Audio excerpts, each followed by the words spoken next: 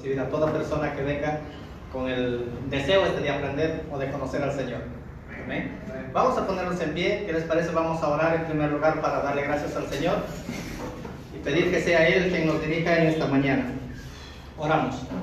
Dios eterno, gracias Padre te damos, Señor, por ese privilegio que nos das de poder estar aquí, Señor, reunido con nuestros hermanos para poder seguir aprendiendo en esta mañana de este tema en especial, Señor, que sé que es de mucha importancia para la iglesia, oh Dios amado. Sé tú guiándonos, dirigiéndonos, Señor, en todo lo que hagamos siempre sea para exaltar tu nombre y aprender, Señor, para poder servirte de la mejor forma y de la mejor manera. Que tu Espíritu nos guíe, Señor, usa mi vida. Sé que, Señor, tú lo puedes hacer. Soy un canal, Señor, por la cual tú estarás hablando a tu pueblo. Bendito Padre Celestial, en tus manos, Señor, estamos. Y gracias en el nombre de Jesús. Amén. Amén. Tomen sus asientos, amados hermanos.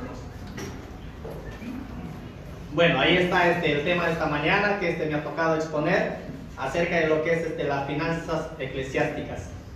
Un tema que tal vez por primera vez yo lo estoy haciendo, no he tenido la oportunidad, pero también he aprendido mucho al estudiar este tema en especial. Yo sé que la administración del dinero en la iglesia es un tema muy importante, porque muchas veces de eso dependemos también para poder avanzar, poder lograr alcanzar nuestras metas, ¿no es cierto? Lo que como iglesia uno se plantea. Pero a raíz de todo esto surge una pregunta muy común o que tal vez todos de los aquí presentes lo hemos escuchado. ¿Debe un pastor acaso rendir cuentas a la iglesia local? ¿Sí o no? Sí. Es un rotundo sí, ¿verdad? Un pastor debe rendir cuentas del dinero recaudado en la iglesia. Pero tal vez los que venimos de repente de otras iglesias, otras denominaciones que ya hemos escuchado esta frase decir no, pero yo no tengo por qué rendirle cuentas a nadie, solamente a Dios, el único que yo puedo rendirle cuentas. Así es que a mí ningún mundano o ninguna otra persona va a venir a decirme lo que yo tengo que hacer, porque el Señor me dijo qué es lo que yo tengo que hacer, cómo administrar el dinero. Entonces, ¿será esto bíblico o será simplemente lo que el pastor cree o lo que nuestros hermanos piensan? Vamos a ver a lo largo de la escritura qué es lo que nos dice la Biblia, porque nosotros tenemos como regla la Biblia y nos basamos en lo que dice la Biblia, no en lo que me puedan decir las otras personas. Por más que sea pastor o apóstol, si es que no está conforme a la escritura, nosotros no lo podemos tomar como modelo a seguir. Amén. Vamos a ver Gálatas 2, 9 y 10.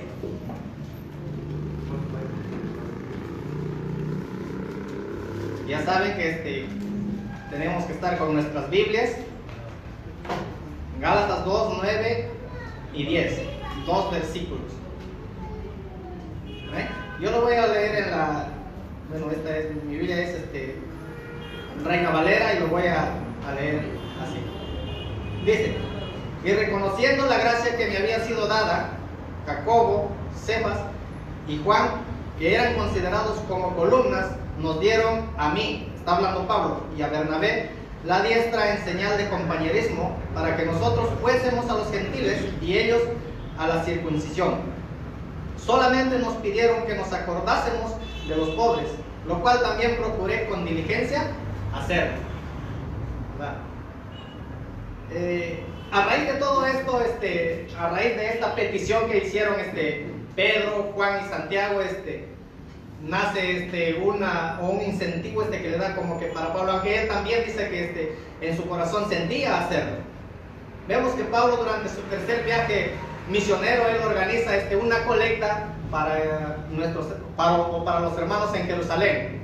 Sabemos que la iglesia de Jerusalén estaba pasando por muchas necesidades en Jerusalén.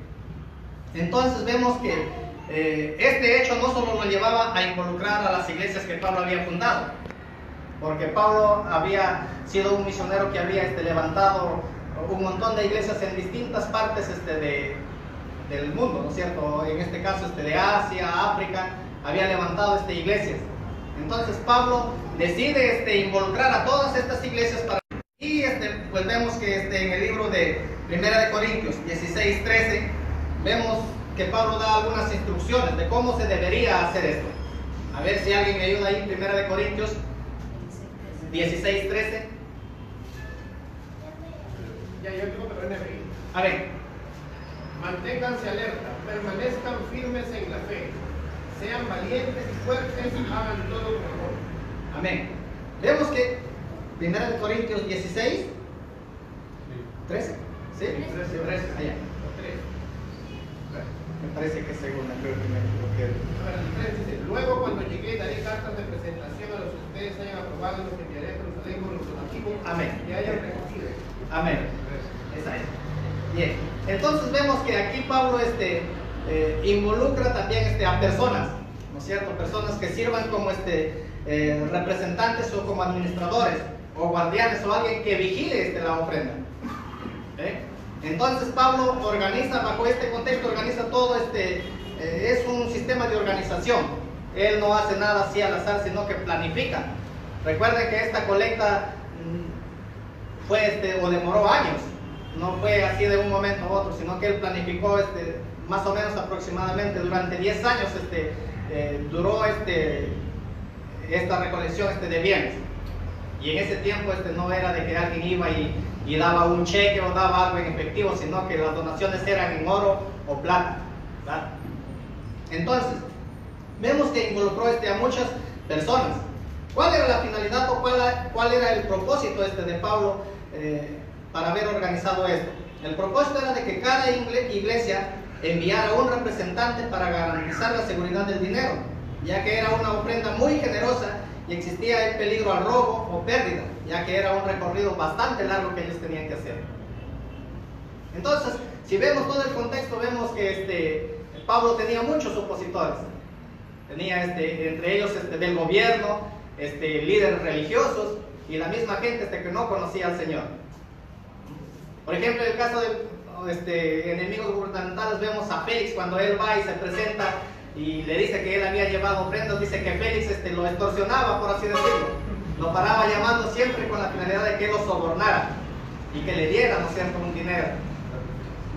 Entonces vemos que los líderes religiosos, sabemos que hacer esta colecta era algo ilegal, por así decirlo, en Jerusalén. ¿Por qué? Porque la religión de los cristianos no era una, por así decirlo, legal.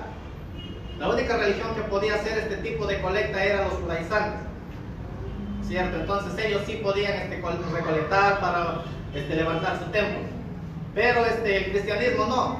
Imagínense si hoy en día hubiera Pablo chocado con la policía, lo hubiera detenido, ¿verdad? Le hubiera pedido que él rinda un informe o dé cuentas de dónde proviene ese dinero. Entonces Pablo astutamente pensó en todo eso. Entonces todo eso llevaba o era parte de una planificación.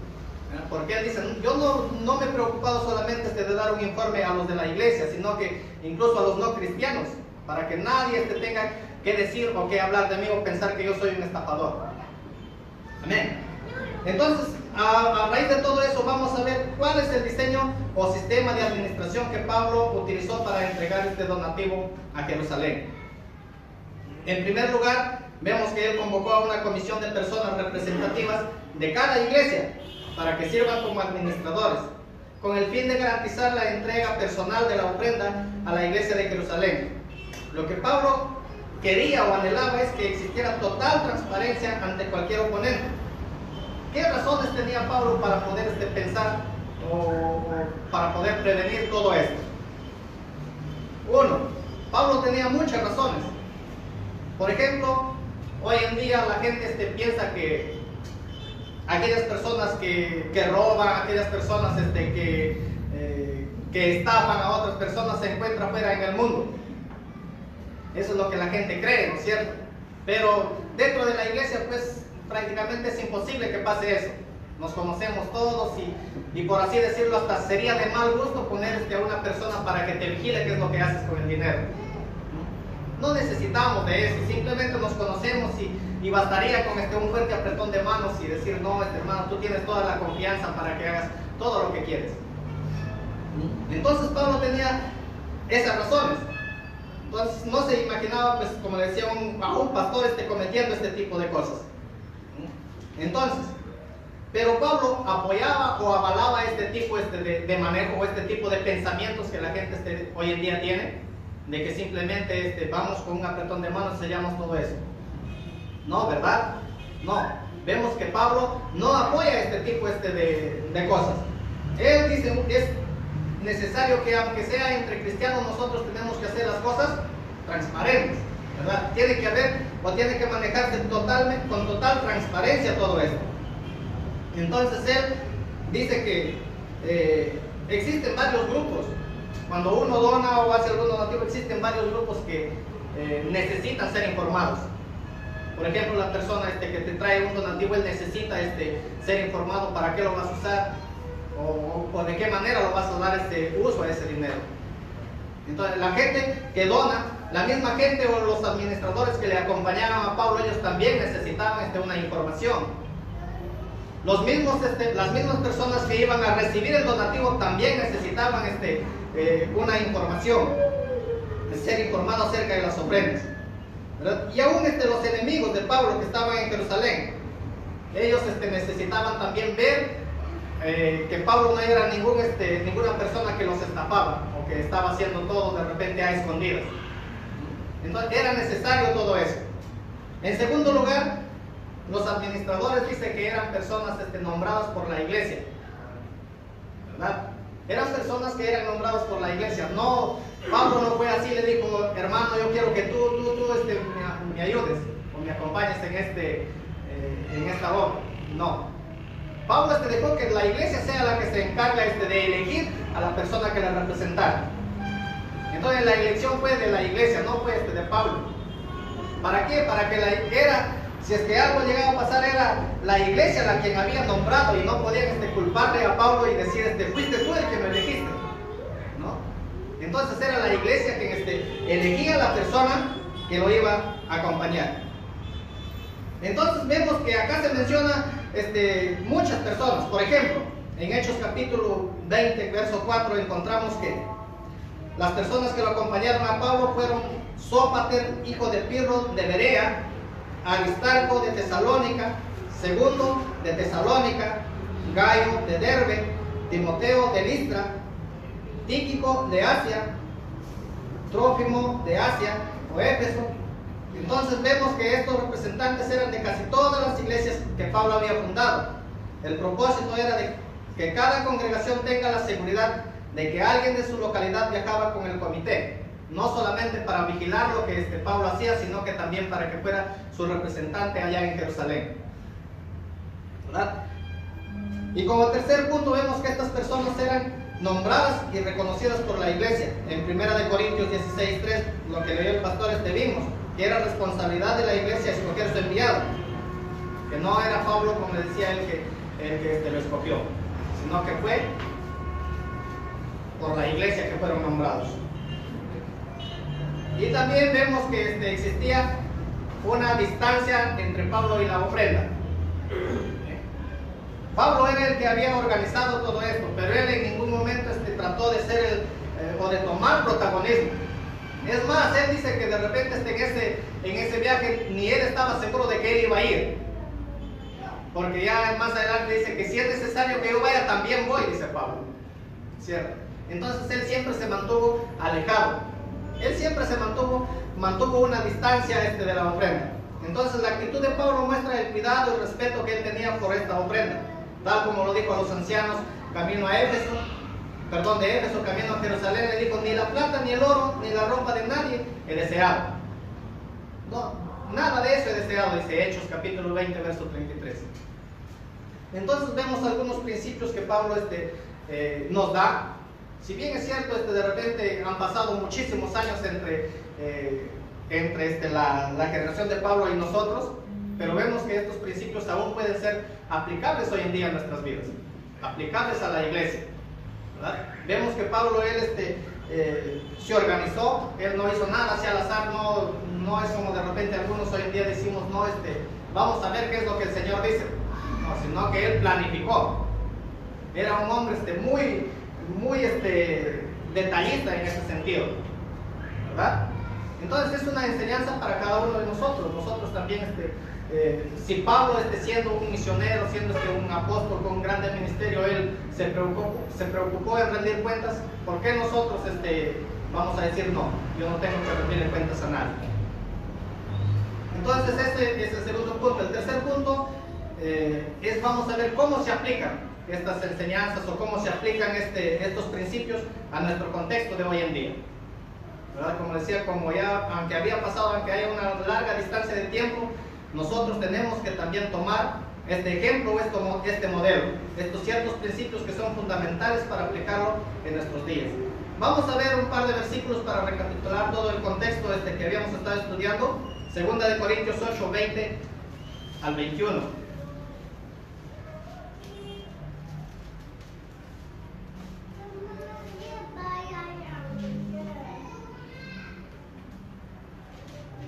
Segunda de Corintios 8, 20 al 21. Lo voy a dar lectura. Procurando hacer las cosas honradamente, no solo delante del Señor, sino también delante de los hombres. Enviamos también con ellos a nuestro hermano, cuya diligencia hemos comprobado repetidas veces en muchas cosas, y ahora mucho más diligente, por la mucha confianza que tiene en vosotros. Entonces aquí Pablo está diciendo que él procuraba hacer las cosas con diligencia, no solamente delante de los cristianos o delante de la iglesia, sino que delante de toda la gente, aún de los no cristianos, ¿verdad? Él tiene cuidado que nadie nos desacredite en esta generosa ofrenda, decía Pablo. Por nosotros pues nos preocupamos por lo que es honrado, a lo que es correcto, no solo ante los ojos del Señor, sino también ante los ojos de los hombres, dice en otra versión. Entonces, lo que Pablo está diciendo es que se debía de tomar precauciones. Pablo se había planeado con anticipación lo que iba a hacer para evitar cualquier tipo de acusaciones por parte de otras personas, ¿verdad? Entonces nosotros también tenemos que tomar esas precauciones, hermano. Tenemos que ser diligentes en ese sentido. No podemos estar dando de qué hablar a la gente con nuestras acciones o con nuestras actitudes. Entonces, 1 de Corintios 10, 31 al 33. A ver, por ahí una persona que me ayude y lo lea también para que puedan estar participando.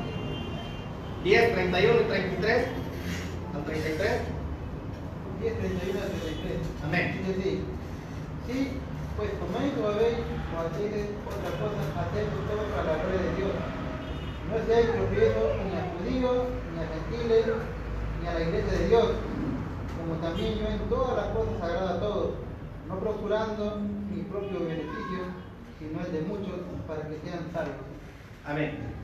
Justo se había dado un problema en la iglesia de Corinto, ¿cierto? Acerca de que algunos comían y otros tales cosas, ¿no es cierto? Había habido un problema. Entonces Pablo se acerca y le dice que no importa lo que ellos hagan, no importa que coman o que beban, el propósito principal o fundamental de todo esto es de que ellos lo hagan para la gloria de Dios, ¿verdad? Ellos pueden comer, pueden beber, si lo hacen para la gloria de Dios lo pueden hacer. Y no solamente eso, sino que todo lo que hagan, dice, todo lo que hagan, hágalo para la gloria de Dios.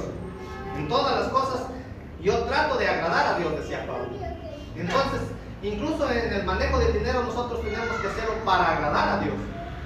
Y eso no solamente es dentro de la congregación. Recuerden que todos nosotros estamos llamados a ser administradores del dinero.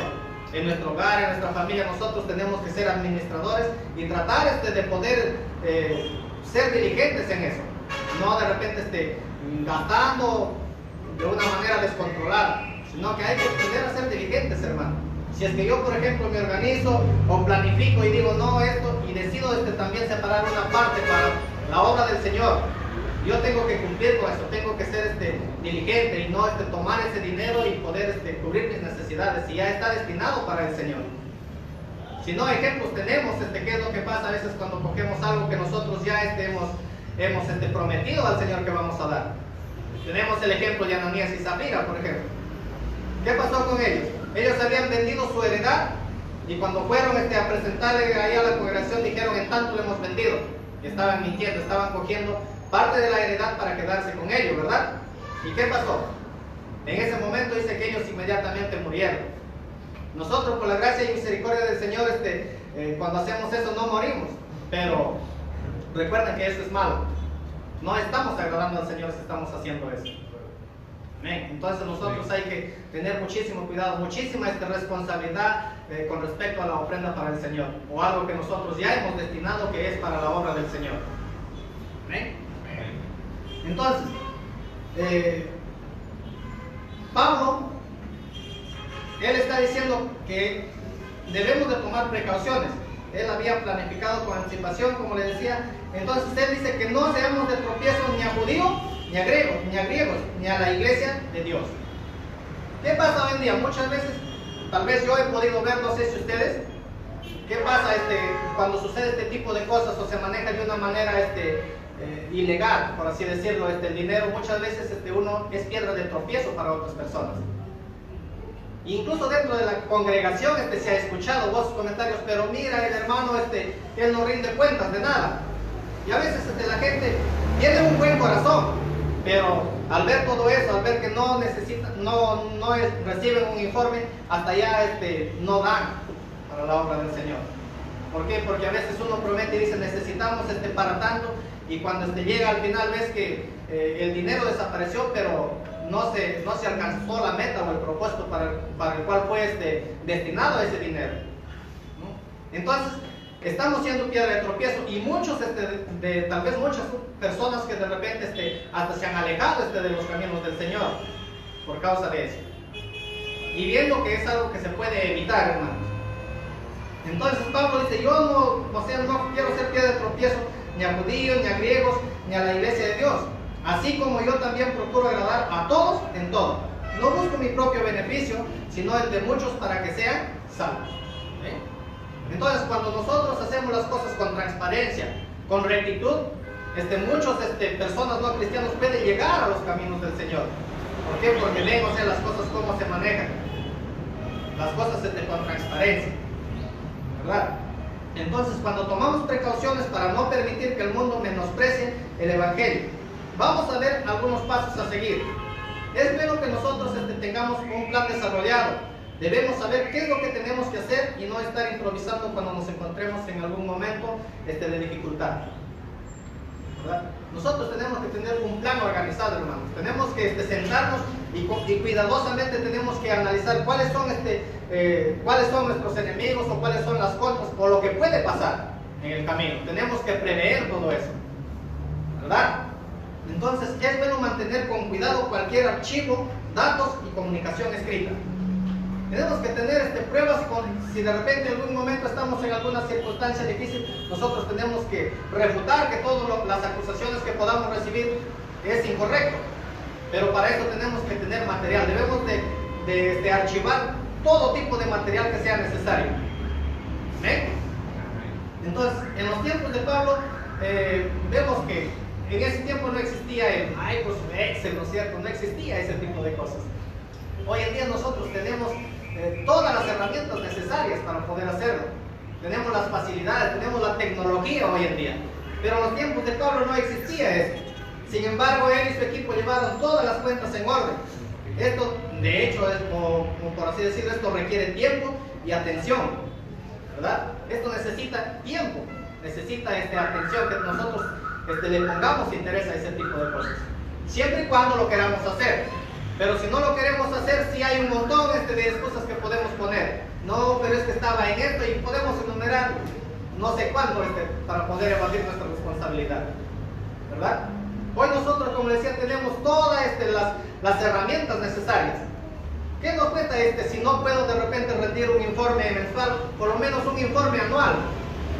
Lo importante es hacerlo, hermano, tener esa disposición de poder dar a conocer a la congregación de cómo se está manejando el dinero que está entrando a la iglesia, ¿verdad? Entonces, vemos que el Señor nos ha llamado a nosotros a ser hijos de luz, ¿verdad? Y los hijos de luz tienen que actuar o tienen que demostrar que somos transparentes, hermanos. ¿Sí? Tenemos que demostrar que somos transparentes. No podemos hacer nada a escondidas. No podemos hacer nada a escondidas. Nosotros tenemos que demostrar que somos realmente verdaderos hijos de Dios. Deben ser las cosas claras. Las personas involucradas en el manejo deben ser de diferentes ramas. no solamente personas allegadas al pastor o de repente familiares o amigos, sino que mientras más personas involucradas estén es mucho mejor. ¿Por qué? Para no dar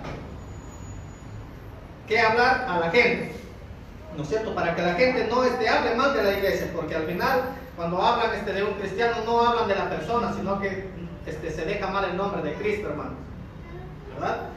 Entonces vemos que deben de haber la mayor cantidad de personas involucradas en ese manejo, pero siempre también viendo que sean personas con responsabilidad, personas diligentes, ¿verdad? Es lamentable que hoy en día, por ejemplo, por este tipo de cosas podemos ver cuál es el concepto de la gente del mundo que tiene del cristiano.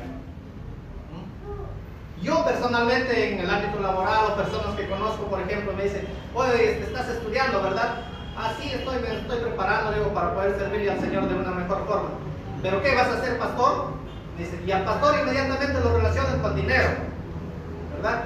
Ah, o sea que ser pastor es fácil, chévere, porque vives de las ofrendas de los pobres. Tienes una casaza, un carrasco, y lamentablemente toman esos malos ejemplos para poder mirar de esa manera al pastor o a la iglesia del Señor. Pero ¿por qué ha pasado eso? Por la diligencia de esos malos administradores, ¿verdad? Entonces vemos que inmediatamente la gente lo relaciona a eso. La iglesia, sabes que a la iglesia vas, lo primero que te piden plata, que esto y un montón de cosas, y los conocen. Lamentablemente la iglesia se ha ganado esa fama de estafadores. Y mucha gente no viene a los pies del Señor porque piensa que tú le vas a quitar su dinero. Entonces, es verdad. Y lamentablemente no hay nadie quien se pare al frente y diga, no, es todo lo contrario. No saben, porque saben que esas personas que están haciendo están mal. Y lamentablemente personas que no conocen del Evangelio, ellos ven ese lado, ven esa realidad, y a eso es lo que ellos le creen. Y a veces no, es por eso que a veces no vienen las personas al Evangelio, porque piensan que tú le vas a quitar su dinero, que tú le vas a poner un montón de cosas, diciéndole, si no haces esto, no vas a poder ser salvo. Nos damos cuenta que hay un montón de cosas entonces que se ha manejado de una mala manera, y no de repente porque no sepa, sino que es por negligencia, porque aún sabiéndolo así uno lo hace, ¿verdad? Entonces es bueno que la gente tenga información precisa, puntual y transparente. Vemos que la calumnia siempre ha sido una fuerza destructiva, y eso hasta la actualidad. Todos nosotros estamos expuestos a ser calumniados de repente en algún momento de nuestra vida. Pablo tenía muchos enemigos, tal es el caso que varias veces dice la palabra del Señor que intentaron matarlo. En diferentes partes de la Escritura encontramos que Pablo incluso una vez dice que tuvo que salir huyendo en una canasta. ¿Por qué? Porque la gente lo buscaba. Se había vuelto un enemigo que toda la gente quería destruirlo por causa del Evangelio, ¿verdad? Entonces la iglesia también tenemos nuestros propios enemigos, y más aún nosotros como cristianos sabemos que tenemos tres enemigos principales con los cuales luchamos cada día, que es Satanás, el mundo y la carne, ¿verdad? Contra esos enemigos nosotros luchamos constantemente. Entonces tenemos enemigos, y ¿por qué nosotros tenemos que ser diligentes y no prever o no prepararnos para poder contrarrestar todas esas acechanzas del enemigo? Entonces vemos que, como le decía, nosotros tenemos que estar preparados, porque todos estamos expuestos, hermanos, a la tentación. Todos estamos expuestos a la tentación. Acá no hay que digan, no, yo soy más espiritual y a mí el enemigo no me va a atacar. Todos estamos expuestos a la tentación, y no podemos nosotros quedarnos con los brazos cruzados. Nosotros tenemos que hacer algo o tomar alguna medida para prevenirla. Más aún si nuestros enemigos, como decía, es Satanás, la carne y el mundo, que ellos no paran, ellos están constantemente acechándonos. Ellos están constantemente acechándonos. Es un problema que la mayoría de iglesias se le ha tomado como algo leve, como algo ligero al pecado. O sea, no le toma o no le da la importancia que debe ser al pecado. Piensa que de repente manejar todo este tipo de cosas no es pecado. No, hermanos, La Biblia dice que todo lo que no apunta o lo que va en contra de la palabra del Señor es pecado. No hay pecado grande ni pecado chiquito. Si tú estás mintiendo, no estás siendo transparente en el manejo del dinero, es pecado, hermano. Y es tan pecado como un asesinato, como una persona, como un delincuente. Es de la misma magnitud delante del Señor. Entonces, aunque hay algunos que creen que son intachables, no, pero yo soy el ungido del Señor, yo soy el apóstol, y el Señor no va a permitir que su ministerio caiga en algún tipo de escándalo. No, hermanos. Hay cosas que se dan a veces por nuestra negligencia de uno mismo, por no ser cuidadosos o por no ser responsables. Entonces nosotros, pudiendo haber tomado medidas para poder prevenir todo esto, y si no lo hacemos, estamos cometiendo pecado. Estamos cometiendo pecado, porque si usted sabe, dice la Biblia, si tú sabes que es malo y lo haces, es pecado. O si tú sabes hacer lo bueno y no lo haces, es pecado. ¿Verdad? Entonces Pablo nos está dando una lista de cómo se debe de administrar el dinero dentro de la iglesia. Debemos hablar acerca del propósito del dinero, o qué se hará con el dinero recaudado, y no hacer promesas que no podemos cumplir. En este caso, Pablo, por ejemplo, él le dijo a la iglesia que el propósito de la ofrenda era para aliviar las necesidades de los cristianos en Jerusalén. Él no les dijo, el propósito de esto es nosotros vamos a solucionar este problema de lo que es la pobreza. Nosotros vamos a desaparecer la pobreza con la finalidad, aunque se podía hacer con la finalidad de poder de repente sacar más dinero, ¿verdad? Lo podía hacer. Pero Pablo no. Él no les prometió eso, porque era algo que no se podía hacer. El mismo Jesús dijo, a los pobres siempre lo van a tener. La pobreza siempre va a existir, hermanos. Pero esto también es un impulso para nosotros, para que podamos ayudar a esas personas. Uno de los propósitos del Señor es de que nosotros seamos canales de bendición.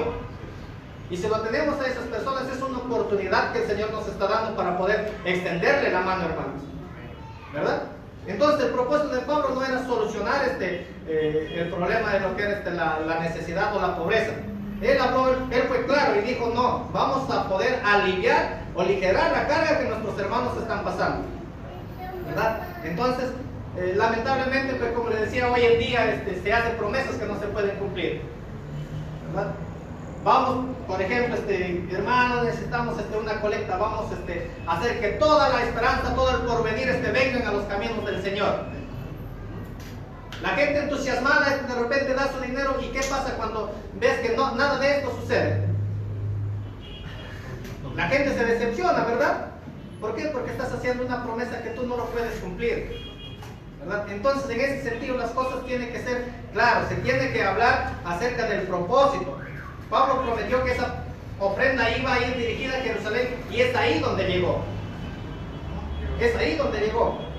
Y por último, hay algunos que dirán que, como decía, que Dios no va a permitir que su ministerio caiga en algún tipo de escándalo.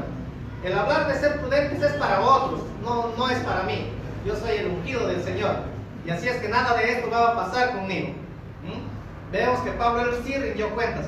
Para ser claro y transparente, no hay acepción de personas, sea quien sea. Si quiere uno ser honesto, debe rendir cuentas. Después de todo, solo somos administradores. Solo somos administradores. Recuerden que un día vamos a estar delante del Señor y vamos a rendir cuentas de lo que hemos recibido. En la casa, en el hogar, como les decía, todos somos administradores. Y todo lo que nosotros tenemos, lo hemos recibido por gracia. Lo hemos recibido por gracia, hermanos. Entonces, el tema de la administración del dinero, hemos visto que es un tema muy importante. No solamente dentro de la iglesia, sino que también es aplicable a nuestras vidas. Nosotros como cabeza de hogar tenemos que planificar, tenemos que mantener un orden. También hemos visto que las ofrendas o los ingresos que es a la iglesia, o los encargados de poder solventar los gastos de la iglesia, son los mismos miembros de la iglesia. Es nuestra responsabilidad de cada uno de nosotros poder solventar los gastos de la iglesia.